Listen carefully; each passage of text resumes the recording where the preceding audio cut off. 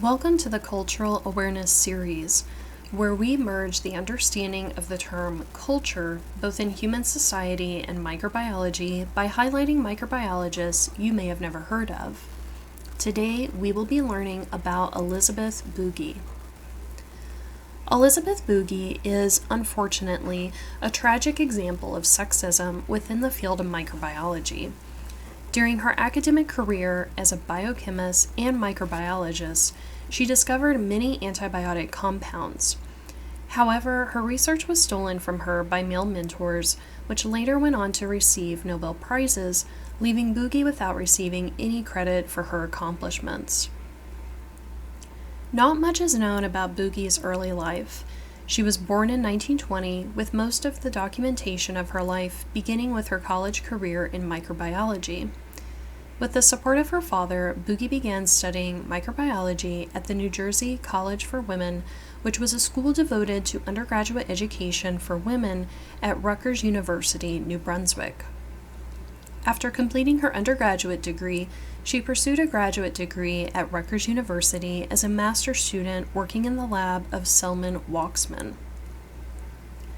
During Bugie's time working in Waksman's lab, she isolated and discovered many antimicrobial substances produced by microbes growing in soil samples.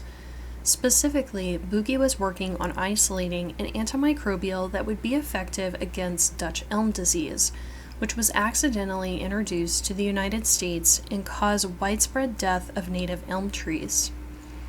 Part of this research led to the development of her master's thesis and also resulted in at least 2 peer-reviewed scientific publications. Also working in Waksman's lab alongside Bugie was Albert Schatz, a fellow microbiologist. In 1944, Bugie, Schatz, and Waksman collectively isolated and discovered an antibiotic that was effective against Mycobacterium tuberculosis. This pathogenic bacterium was first discovered in 1882 and is the causative agent of tuberculosis, a respiratory disease capable of being latent or chronic in the sufferers. In 1944, the time of Bugie's research, antibiotics were new.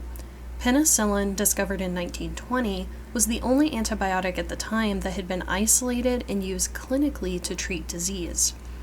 Therefore, the discovery of an antibiotic that was effective in treating a bacterium that caused a well-known infectious disease was earth-shattering. The Waksman lab, including Bugie and Schatz, developed a patent for the antibiotic, calling it streptomycin. During development, Bugie was told it was not important her name was on the streptomycin patent, citing the ludicrous reasoning that, quote, one day she would get married and have a family, end quote. Interestingly, the results were published in the Proceedings of the Society for Experimental Biology, where Schatz was listed as first author, Bugie as second, and Waksman as third. In the end, Waksman took full credit for the discovery of streptomycin, which resulted in him receiving the Nobel Prize in Physiology or Medicine in 1952. Schatz was outraged and led a lawsuit against Waksman. During this controversy, neither Waksman nor Schatz credited Bugie for her work.